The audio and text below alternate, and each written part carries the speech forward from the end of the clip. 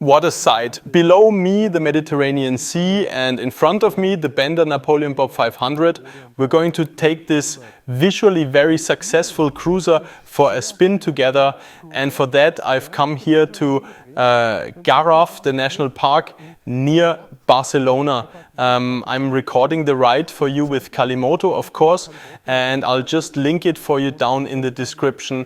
That was the old route. We're now doing a new ride. You can feel it right away when maneuvering. The steering lock isn't exactly the best, but the oof, gotta be careful here, because ground clearance on this thing is not exactly generous. And now let's see if we can make it through here without scraping. Yes, without scraping, we made it. So now, ladies and gentlemen, the Benda Napoleon Bob. When we first saw it on 1000 PS, I thought, okay, that looks familiar. This floating rear seat, we've already seen that on significantly more expensive motorcycles. Visually, I think it makes a really good impression, and the same goes for in the saddle. I hope you can hear it well. The sound is not to be ignored. And yeah, what do we have here? An A2 cruiser, so we're talking 48 horsepower. Benda claims 190 kilograms of vehicle weight. Unfortunately, I can't confirm whether that's dry or ready to ride. Otherwise, we've got a 6-speed gearbox, traction control, classic bobber tire dimensions, so 16 inches, 180 in the back. And here's the kicker, a 150 at the front in terms of width. Now you might be thinking that can't possibly corner, but that's not actually the fault of the tires, which are, by the way, from the brand Tim Som. This one's called Axle Beyond. It's actually been a loyal companion even in the wet, where we've already ridden or had to ride it. And like I said, the tire isn't the reason you wouldn't be able to have fun on the Benda, and it's also not the engine's fault. The 475 twin actually has a really cool sound, I think, and it does move. Something a bit untypical for a cruiser, of course, is the rev range. I'm looking at it now on the display.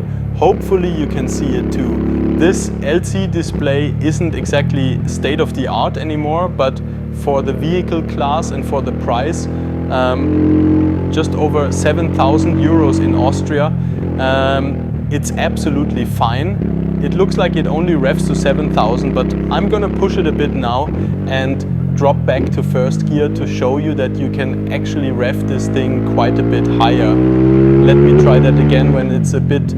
Yeah, now we've got a longer straight, so yeah, this revs up to almost 10,000, which is obviously very uncruiser-like, but it's necessary to get decent acceleration out of this thing, considering it's not so lightweight. In the front we've got 100 millimeters of suspension travel.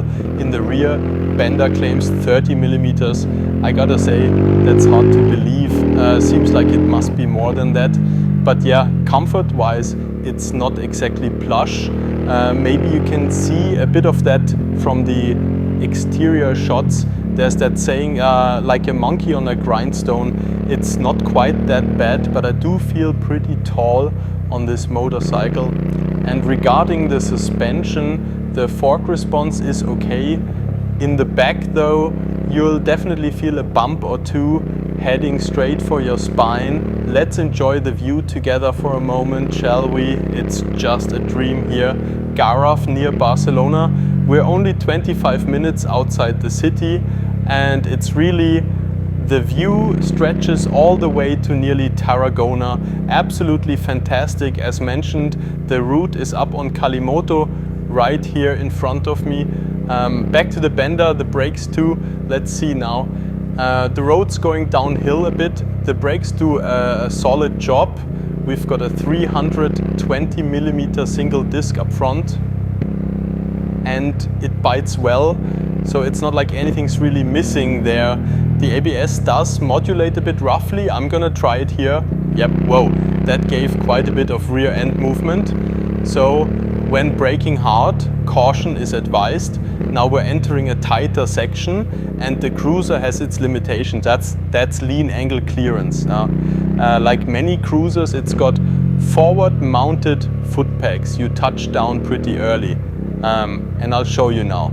I'm already scraping the ground. And that wouldn't be so dramatic if it were just the peg, but with the Benda, the frame comes shortly after the peg, and that's where it gets dangerous and unpleasant, because once the frame touches down, you're off the bike faster than you can say touchdown. Pretty amusing. The Benda homepage says the traction control works on both front and rear wheels. Interesting. You can also deactivate it using this button right up here. That only works while stationary, as far as I know. Let me try now. No, it works while riding too. Nobody behind us right now, so let's try what happens if I try to do a burnout. Yep, you can get some action there. So traction control is definitely off, and you can just press and hold again to activate it again. A cool feature that's included here, a safety feature. But even in wet conditions, which as I said we've experienced already, it's not like I felt the traction control kicking in. After all, it's a 48 horsepower engine with 190 kilos, so it doesn't have all that much to do. Now then, one more practical thing. I am going to demonstrate lean angle clearance, or rather the lack of it, one more time. That's quite a bit of scraping. And again, but I'd say it's still enough for what this bike is meant to do. And what's cool compared to many other 500cc bikes, we've got a belt drive here. That's definitely lower maintenance. You don't have to deal with lubing the chain, and also visually, I think the build quality here is okay. It's not premium, but for the price, absolutely fine. What I see here in front of me, nothing mysterious. The only thing that's a bit odd, you could switch between trip readings here. But with the held gloves I'm wearing, let me stop here, safety first. With these held gloves, which are touchscreen compatible, it works fine, but otherwise you'd have to take your gloves off. That's not super practical on a motorcycle, of course. And with that, I've pretty much reached the end of my MotoVlog on this likable cruiser. I want to let you enjoy a bit of the sound now. I'll shut up and say thanks for watching and ciao. Feel free to tune in again to not miss more quirky, cool motorcycles like the Napoleon Bob 500. Subscribe to our channel and goodbye. Now it's sound only.